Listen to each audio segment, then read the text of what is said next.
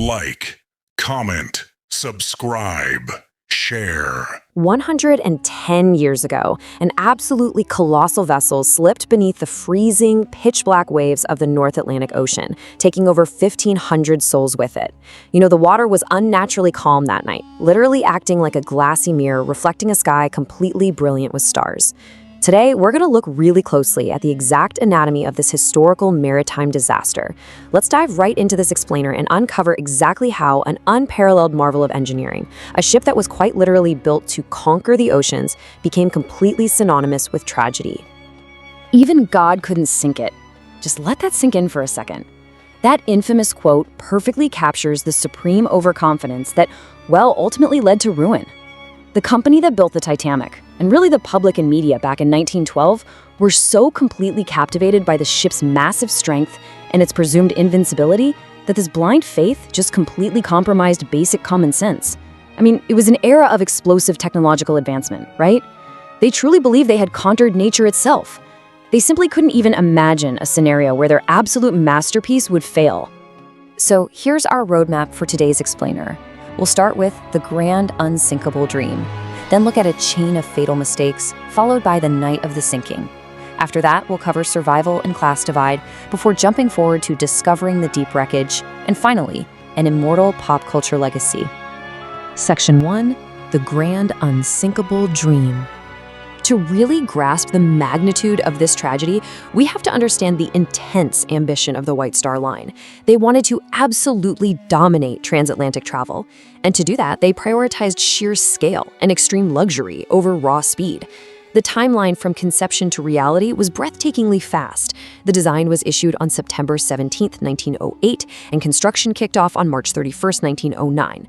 Over the next 3 years, thousands of workers in Belfast labored intensely on this massive, unprecedented project, literally risking life and limb.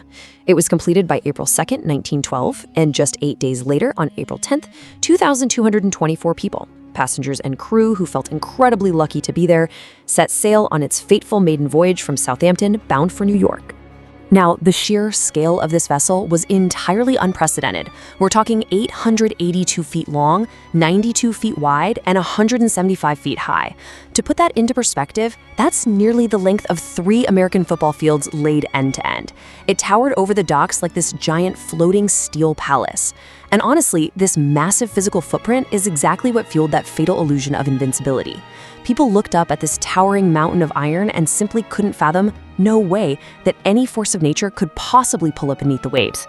Moving on to Section 2, a chain of fatal mistakes. You see, that physical grandeur masked a terrifying reality. The sinking wasn't just a matter of terrible luck. It was the direct result of a specific, astonishingly avoidable cascade of human errors. Captain Edward John Smith, a highly experienced mariner, was under immense corporate pressure to make headlines in New York. So what does he do? He pushes the ship to an extreme speed despite navigating through a thick, dangerous fog.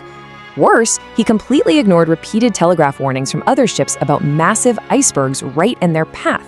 And get this, the crew astonishingly lacked basic binoculars. The key to the secure storage locker had actually been accidentally left behind in Southampton. That meant the lookouts had to rely solely on their naked eyes in the pitch dark. Then there was a crucial, hidden engineering failure. We're talking about the rivets, the millions of little pins holding the ship's colossal hull together. Because of the incredibly rapid, enormous scale of construction, there was a massive shortage of premium materials. This forced builders to use cheap, substandard iron rivets in the ship's bow and stern instead of high-quality steel.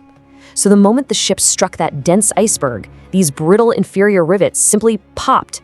They literally shattered under the immense pressure, instantly compromising the structural integrity of the steel hull plates. And the hubris went even further deep inside the ship. Believing the vessel could never sink, the builders actually left the internal watertight safety walls incomplete at the top. Think of it like an ice cube tray. Because the walls didn't go all the way up to the ceiling, as the heavy bow of the ship began to sink and pull downward, the ocean water just spilled over the top of one wall directly into the next compartment. Once the hole was breached, this cascading overflow effectively doomed the entire vessel. Which brings us to Section 3, the night of the sinking.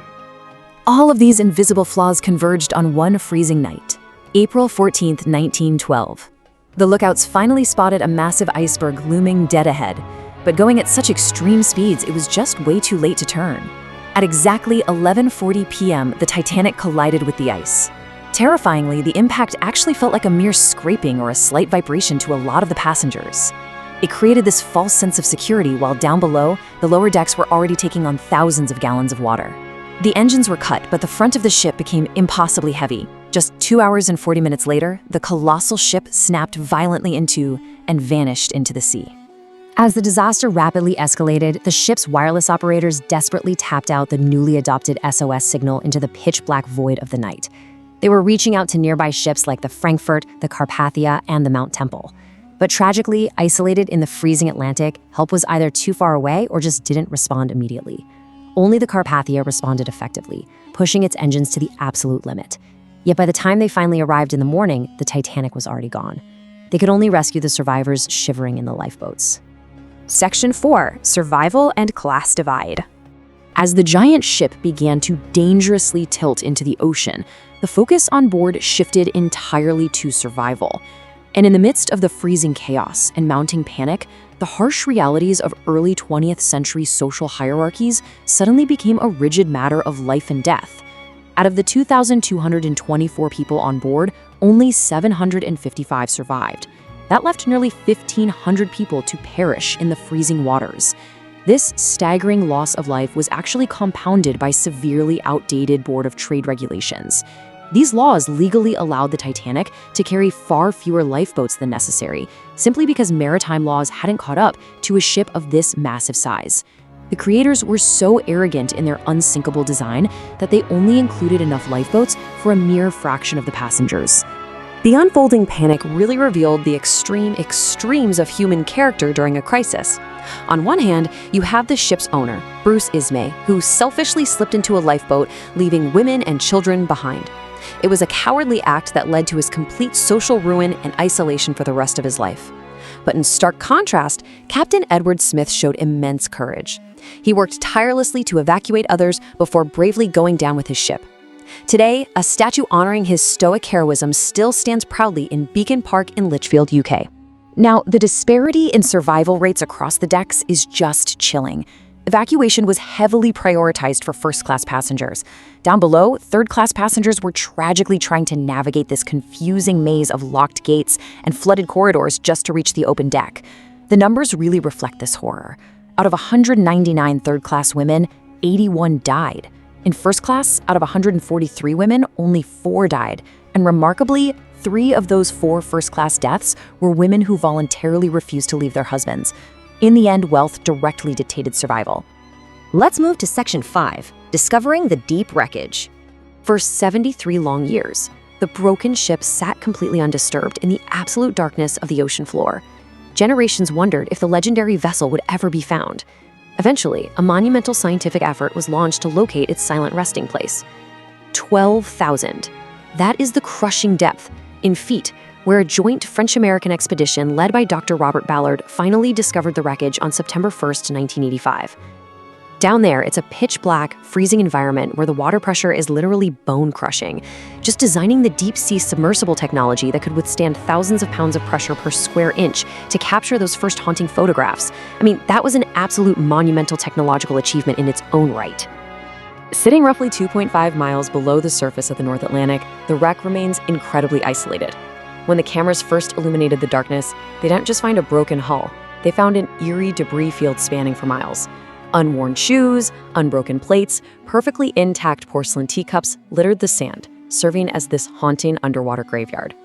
Finding it really bridged the gap between the distant physical tragedy of 1912 and the evolving, mythic status the ship holds in our modern minds. Finally, Section 6, An Immortal Pop Culture Legacy. The sudden visual discovery of the ship reignited intense public fascination. The Titanic completely morphed from a historical maritime tragedy into an unparalleled, inescapable global media phenomenon. Why? Because the story possesses a perfect, almost cinematic narrative already built into real life. Boundless hubris, epic romance, intense class warfare, and a devastating disaster. You might be surprised to learn that the very first silent film about the sinking was actually released just 1 month after the event. But of course, it was James Cameron's 1997 blockbuster that absolutely shattered all previous popularity records, translating that epic human drama to the screen and earning an incredible 11 Oscars out of 14 nominations. $1 billion. The 1997 film achieved something no movie had ever done before. It became the first film in history to break $1 billion at the box office, a massive record it held for 12 straight years. Driven by unforgettable performances, repeated viewings by mesmerized audiences, and Celine Dion's inescapable hit song, the film cemented the ship not just in history books, but deep within the emotional memory of entire generations. The Titanic was no longer just a ship, it was a cultural experience. We've seen the ignored warnings, the structural shortcuts, and the terrible loss of life. There have certainly been other disasters in world history with far higher death tolls. So, with much deadlier disasters in history, why does the Titanic remain our ultimate cautionary tale of human arrogance? It's because the Titanic isn't just a sunken ship, it's a mirror. It reflects humanity's endless battle between extraordinary ambition and devastating hubris. It serves as the ultimate haunting reminder that no matter our technological advancements, our pride can always be our undoing. So what lessons are we still ignoring today? Think about that. Thank you so much for joining me for this explainer, and I really hope you leave today with a much deeper understanding of this incredible story.